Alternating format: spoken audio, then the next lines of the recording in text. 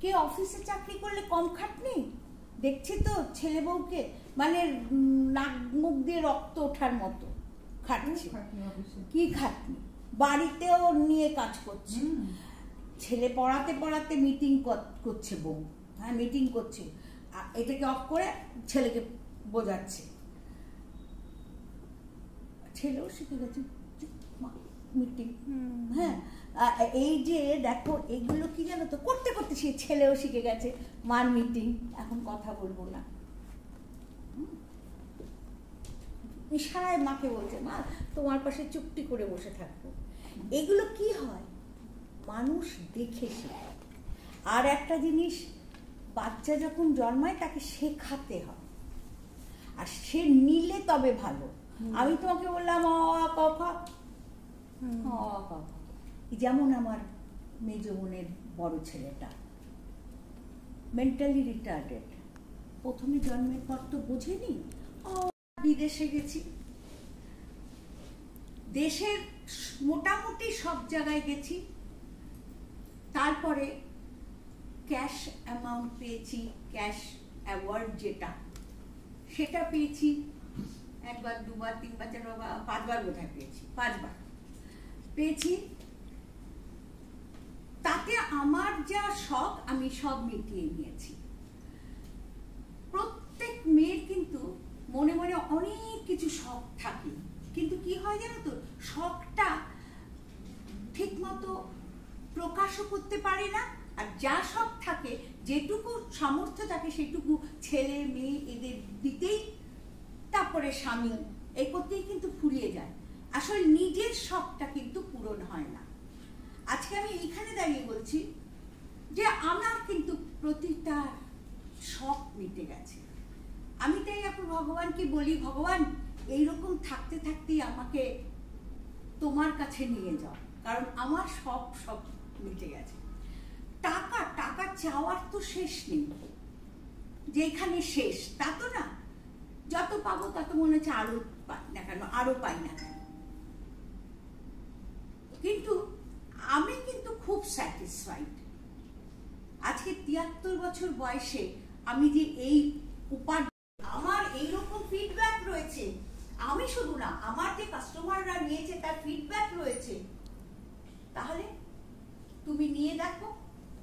তারপর এমনও আছে, আমার সেই প্রথম যখন জয়েন করি একজনকে বাড়িতে গেছি, সে বললো কি আমার না কিচ্ছু স্যুট করে না, এটা একদম এরকম অনেকেই বলেন, হ্যাঁ কিচ্ছু স্যুট করে না, ডাক্তার বারণ করেছে। হ্যাঁ হ্যাঁ হ্যাঁ।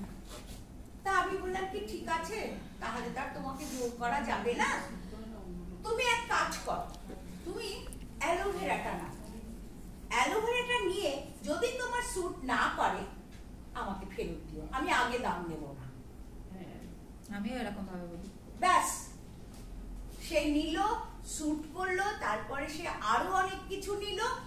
এইভাবে খানিকটা পয়সা যদি ফেরতও দিতে হয়, পয়সা তো নেই, প্রোডাক্টটা নিয়ে নিতাম, কিন্তু নিজের বুদ্ধি, নিজের বুদ্ধি, এগুলো কিন্তু কেউ শিখিয়ে দেয় না, এখানে অফিসও শিখিয়ে দেবে না, অফলাইনও শিখিয়ে দেয় না, এগুলো নিজেদের বুদ্ধি খরচ করে করতে হয়। তা আজকে আমরা প্রথমে, তোমরা সবাই বুঝেছো তো চ্যালেঞ্জটা, এই চ্যালেঞ্জটা কিন্তু গিফট কি বলেছো, অ্যাওয়ার্ড কি আছে? হ্যাঁ এটাই বললাম, যে যে এই চ্যালেঞ্জটা উইন করতে পারবে, অফিস থেকে তো অনেক কিছু আছে, সেখানে না হয় অনেকের মধ্যে তুমি হয়তো পেলে কি না পেলে, কিন্তু তোমার তো পয়েন্টস বেড়ে গেল। আমি তোমাদেরকে দেব, যদি সে 3 জনকে তোলায় ডাউনলাইন এবং নিজে একটা সেট তোলে, আমি সেই ওই পারফিউমই দেব, ওইটাই কি দিতে হবে তা আমি জানি, যে আমি পারফিউমই দেবো, হ্যাঁ যেটা স্টকে থাকবে, সেটা আমি দিয়ে দেবো, ওকে? এবং একটা না, দুটোই দেবো, যেহেতু দুটো করে বলেছি, দুটোই দেব। কেন দেবো বলেই তুলবো, আমার পয়েন্টস হবে এবং তোমরাও খুশি হবে। এইভাবে কিন্তু বিজনেস বুঝতে হয়। সব সময় আমার না অর্ডার নেই এরকম হাত কষ্টে কথা বললে কিন্তু জীবন নিয়েও কাজ হবে না। আমাকে তুলতে হবে। আরেকটা জিনিস জানো তো, আরেকটা জিনিস সবচেয়ে বড় কথা যেটা হচ্ছে, তুমি সামনে একটা অ্যাপেল রাখলে,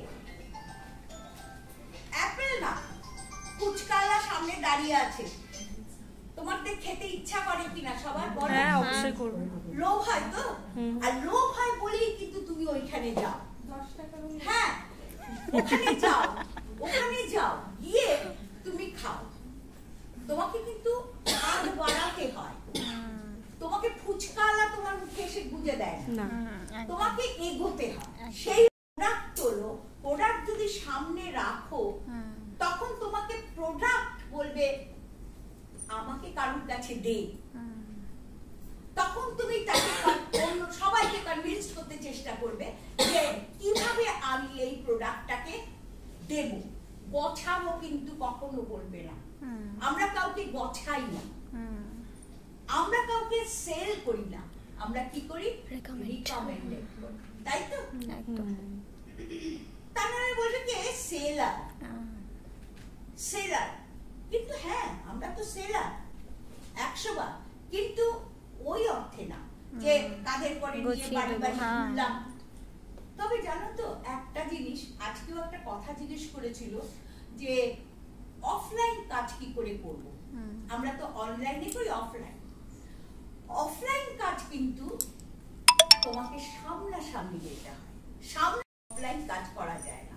তুমি সামনে গিয়ে যত সুন্দর কনভিন্স, ফোনে অত ভালো হয় না।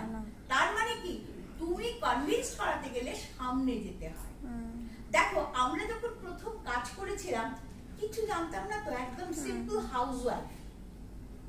কিন্তু বাবা কি করে বিক্রি করবো, প্রথম কিন্তু আমিও বলি বাবা পাউডার স্নো বিক্রি করতে হলে ও পারবো না। কিন্তু আজকে আমাকে জোর করে যে জয়েন করিয়েছিল তার কাছে আমি কৃতজ্ঞ যে সব শিখে যায়। মানুষকে না যখন তুমি পুকুরের সামনে ধাক্কা দেবে তখন সে ছটফট করতে থাকবে, আর তা নাহলে ওখানে দাঁড়িয়ে দাঁড়িয়ে আমি পারবো না ভাবছে, তাই তো? তার জন্য প্রত্যেককে প্রোডাক্ট তুলবে, অন্তত 2200 টাকার প্রোডাক্ট তোলো। আর তাতে যদি তোমার হ্যান্ডলিং চার্জ দিতে ইচ্ছা হয় 1500 টাকারই তোলো। কি এমন হ্যান্ডলিং চার্জ? 50 টাকা, 30 টাকা, সেটা কি হয়? যাতায়াত ভাড়াও তো লাগে, লাগে না? আজকে দেখো ও এসছে কত টাকা খরচা করে এসছে, তাই না? তোমরা কত টাকা খরচা করে এসছো।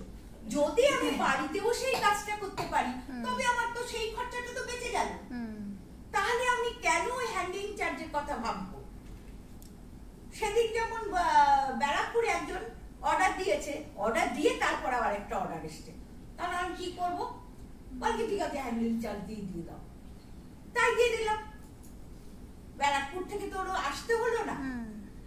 আরেকটা জিনিস, কেউ যদি কোনো জিনিস চায় তুমি হয়তো ভাববে কি করে পৌঁছাবো, দরকার নেই ওই অর্ডারের, তা না, ছট করে কুরিয়ার করে দেবে। পোস্ট অফিসে গিয়ে কুরিয়ার করলে অনেক সস্তা। হ্যাঁ, আর তুমি যদি তাকে এই ভরসাটা দাও যে আমি তোমার চিন্তা নেই, তুমি প্রোডাক্ট পেয়ে যাবে বাড়িতে বসে।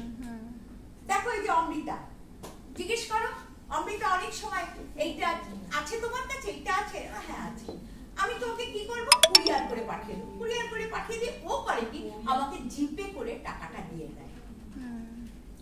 জিপেটা থাকতে হবে। কিছু উজবক আছে যারা জিপে জানে না, টিপে জানে না, কিছুই জানে যারা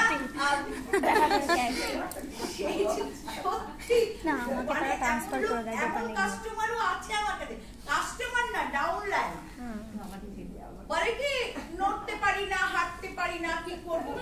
তখন আমি বললাম তোমার চিন্তা নেই, আমি তোমাকে কুরিয়ার করে পাঠিয়ে দিচ্ছি, তুমি সেল করো। টাকা কিন্তু ভীষণ পার্টিকুলার টাকার ব্যাপারে, টাকাটা তুমি রেখে দিও, 2 মাসেরটা আমি একবারে নেব।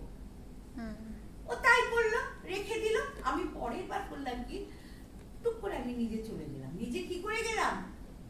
সে অনেক কায়দা করে গেলাম আর কি। যাই হোক, আমার মনের ইচ্ছে আছে, তাই আমি গেলাম। আমার মনের ইচ্ছে না থাকলে কিন্তু আমি যেতে পারতাম না। তাহলে ওর সঙ্গে দেখা হলো, কথা হলো। দেখা হলো, কথা হলো, গিয়ে ও জল মিষ্টি খাওয়ালো, আমি বললাম মিষ্টি খাবো না, সুগার। এই যে আজকে কিন্তু এইভাবে।